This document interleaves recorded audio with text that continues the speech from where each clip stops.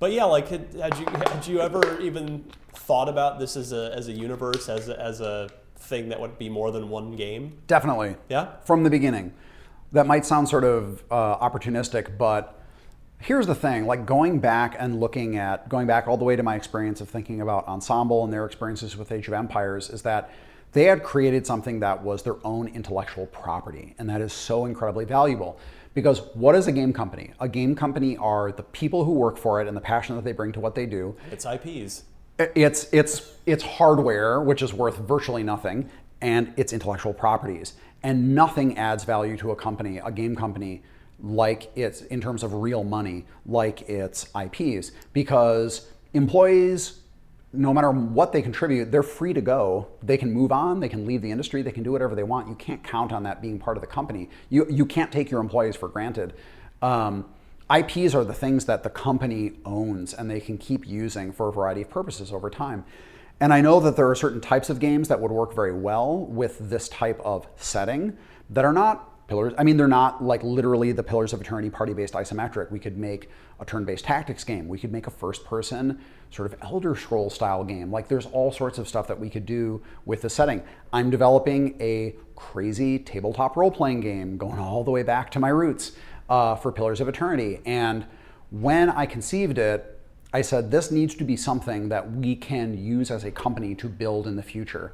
And it wasn't that I had a whole plot arc worked out, but there is a sort of, when we were talking about the plot for Pillars of Eternity, I said, it should feel epic, but not too epic. It should feel like you are an ordinary person that gets caught up in really extraordinary things and you get a glimpse of these really crazy supernatural forces that are just outside of the realm of sort of mortal understanding. So that we could make a sequel, and that sequel would raise the stakes. And now you're more integral to these conflicts that are going on, and you're seeing all this stuff going on across the world. But yeah, it was conceived from the beginning as a thing that would be ours to own and grow, to the extent that also I, as an individual designer, I try not to design outside of the boundaries of what we're actually putting in the games, because I want other teams and other designers, or heck, maybe someone would license this from us. Another developer might, for example, let's say that tactics game.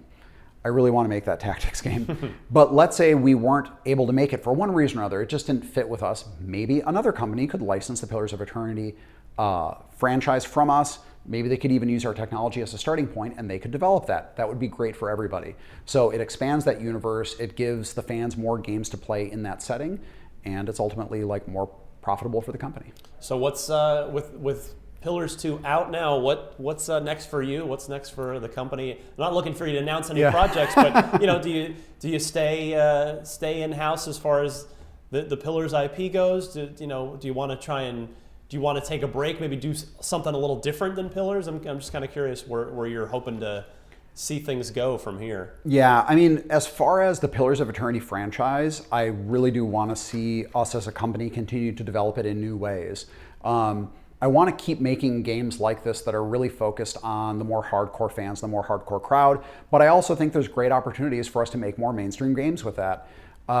Personally, I want to work on something different because I've been working on Pillars for 6 years now, wow, which is kind of a while. I mean, it's nothing compared to people who work on MMOs, but I mean, I have made a lot of party-based fantasy role-playing games. They're a lot of fun to make, but I am burned out for now on this. And I have other game ideas that are actually even smaller in scope than something like a Pillars of Eternity or a Deadfire that I would like to explore. But in the immediate future, I am the design director of the whole company, and we do have other projects that are going on that I need to give more attention to. So hopefully in the immediate future, probably for the next year or so, I'm just going to be focused on helping other designers at Obsidian just improve in their craft and make all of our games just a little bit better from a design perspective. Awesome. Well, Pillars of Eternity 2 Deadfire is out now as you see this.